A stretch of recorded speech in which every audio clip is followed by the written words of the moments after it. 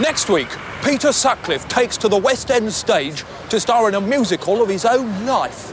Welcome to WatchMojoUK, and today we'll be looking at 10 British shows they couldn't make today. Before we begin, we publish new content every day, so be sure to subscribe to our channel and ring the bell to get notified about our latest videos.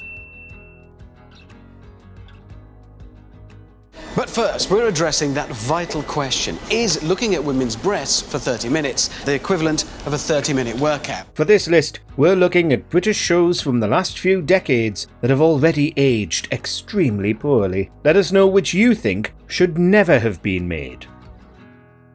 Little Britain.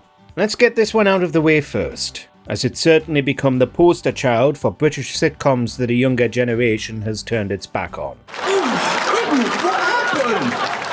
She pushed me. Though you'll remember that even at the time, plenty of people were against Little Britain. It did the one thing good comedy should never do: punched down, constantly mocking marginalised groups and often not even setting up real jokes in the process. My Prime Minister's so much better than your President. Mr. President's big and powerful and so rugged. Your Prime Minister sucks. It's no surprise that in recent years, both Matt Lucas and David Walliams have apologised for their antics, notably using blackface for entertainment, something they apparently didn't realise was offensive in the golden days of 2003. You two should be ashamed of yourselves. Two senior aides acting like a pair of third graders. You're an embarrassment. The Office. People aren't saying The Office couldn't be made today for the reasons you might assume. Indeed, both the UK and US versions are still hugely popular seminal comedies. You haven't even got email, Joan. Someone printed it out for me. Who printed this out for Joan? But The Office was conceived to be a relatable look at dull office jobs, and jobs like that are getting increasingly out of reach today. For younger audiences, The Office seems removed from reality, and the world it was fondly poking fun at is no longer so universal, especially in the wake of the pandemic. Point is this, yeah? We've got access to the internet, yeah? But it is not censored. Is that a good or bad thing? So in that way, it's lucky The Office came along when it did, arriving long before the advent of remote work and the endless distractions of social media. 10 years younger.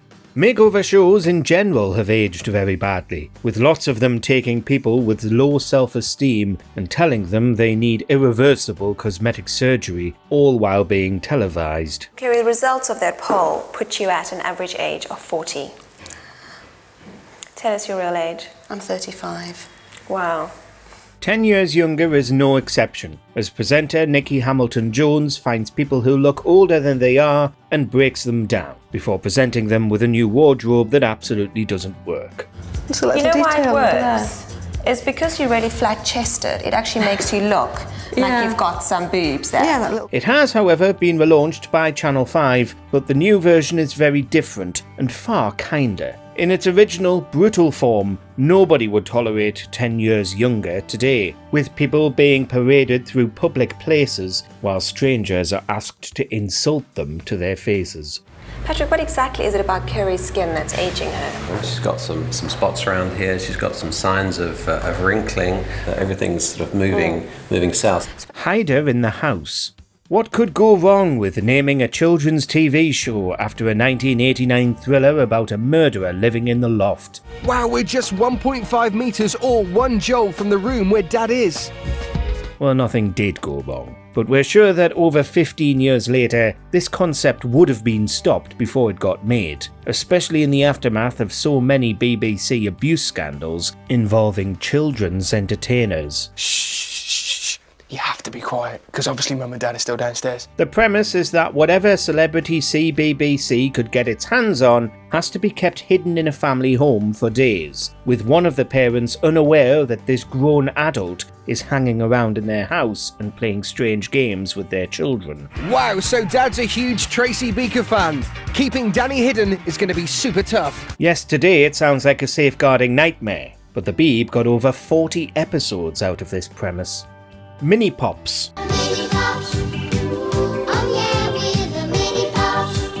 Much like Hider in the House, it's baffling that this concept ever got greenlit. Appearing in the 80s, the people behind it have said they were very surprised that it got so much backlash when it was broadcast.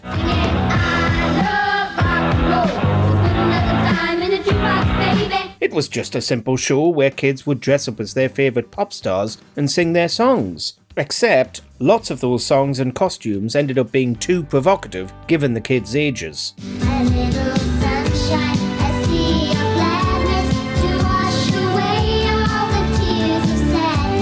People were up in arms, with lots writing in angrily to write to reply, and only 6 episodes were aired. But it continued for a while afterwards, with a series of Mini-Pop's kids' albums. Blind Date. Who gave you a speaking part over there? I mean... Well, somebody has to with you around. Like The Office, there's nothing particularly controversial about Blind Date. In fact, it's still a hilarious and iconic piece of British pop culture. But it just doesn't work in the modern age, as shown by the failed attempts to bring it back and update it. For my sake, choose the right one, please. I think I'll have number 3. Even in the early 2000s, the format was dying, and viewership flagging, leading to Cilla Black's spectacular announcement that she was quitting. Now, with so many big-budget dating shows all used as launching points for influencer careers, something as humble and genuine as Blind Date wouldn't take off, which is sad. Now we have to have more outlandish gimmicks and more supermodels to care a jot about a dating show.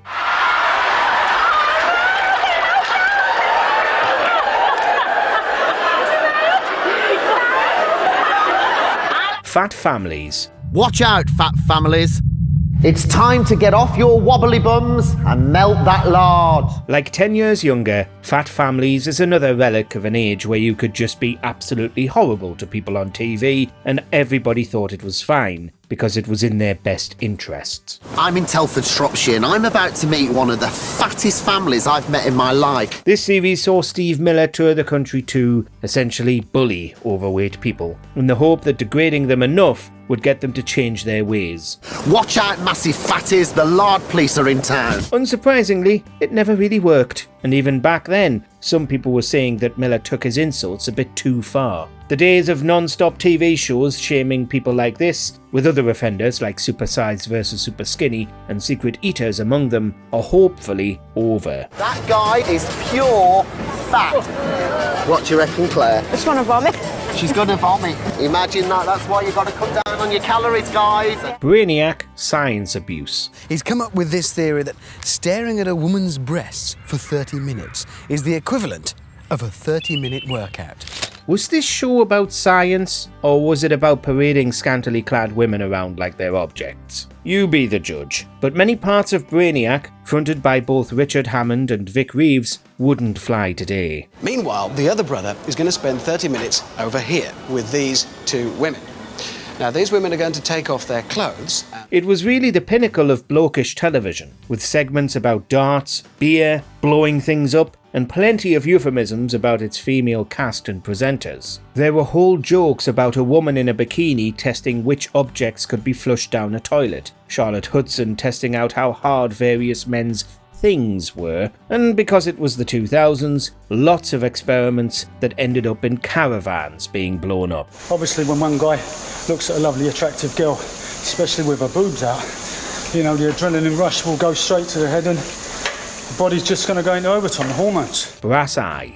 In fairness, there were quite a lot of people who were trying to stop Brassey from being made even back in the 1990s, as well as trying to get Chris Morris away from television entirely. What is the true state of Britain? Basking in rude health? Or sick to the guts? It's the moral-mometer, now reading less than 2 morals per head. Most notable among Morris's enemies was Michael Grade. Channel 4's boss at the time, who found himself the victim of subliminal messages inserted into Brassey after he angered Morris. The broadcaster and entertainer Clive Anderson has been shot dead by television host Noel Edmonds at his house in Cornwall this evening. Brassey probably wouldn't work today because celebrities are much wiser to these types of pranks, and particularly to Chris Morris himself, who is now far more recognisable. The incident took place at around 7:30 during dinner when Mr. Edmonds produced an automatic weapon and began shooting indiscriminately at his guests. But the original episodes remain extremely fresh, and still, even decades on, ahead of their time. The word. Spread the word.